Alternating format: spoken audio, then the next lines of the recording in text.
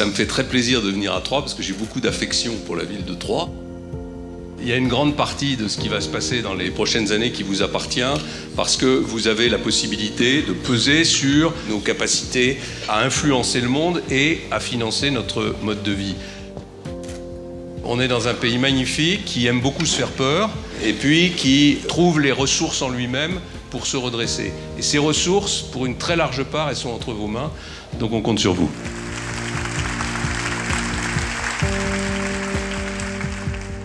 Bonjour Monsieur le Premier ministre, je me présente, je suis une étudiante en première année donc en PGE, programme Grande École, à l'ESC 3.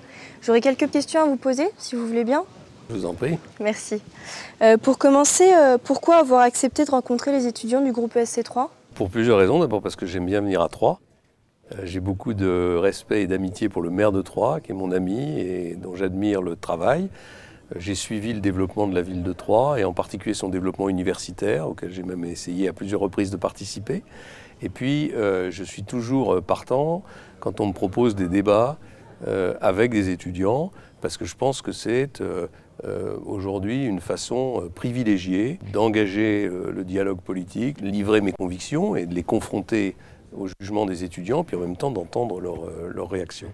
Que pensez-vous d'une école qui permet de réunir autant de profils différents? C'est-à-dire qu'on a des managers, on a des designers. Je pense que c'est à l'image de ce que doit être la société moderne, c'est-à-dire une société en réseau, une société qui rompt avec le système pyramidal et hiérarchique du passé, une société où on essaye, en mixant les cultures, de préparer des hommes et des femmes qui vont pouvoir exercer des responsabilités très différentes, y compris au sein de leur propre parcours professionnel.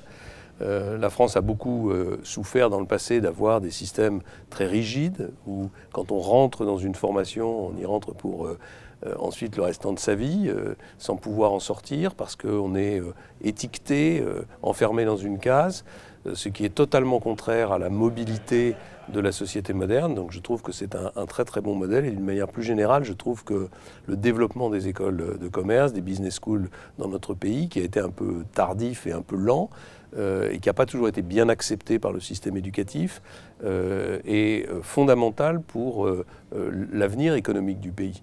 La France a besoin certes de médecins, d'avocats et d'ingénieurs et d'enseignants, mais elle a énormément besoin de créateurs d'activités économiques, elle a besoin de managers, elle a besoin de commerciaux, elle a besoin d'hommes et de femmes qui font du business, des affaires, le cœur de leur projet de vie, ce qui n'était absolument pas le cas dans le passé pour des raisons culturelles et idéologiques. Quel message souhaiteriez-vous adresser aux jeunes étudiants français?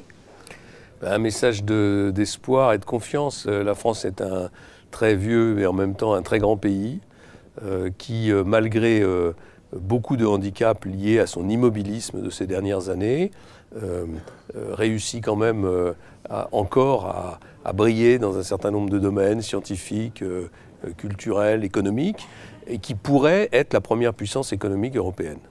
Et au fond, moi, ce que je dis aux étudiants, c'est vous devez être les acteurs de cette compétition qui doit permettre à la France de devenir ou de redevenir la première puissance économique européenne.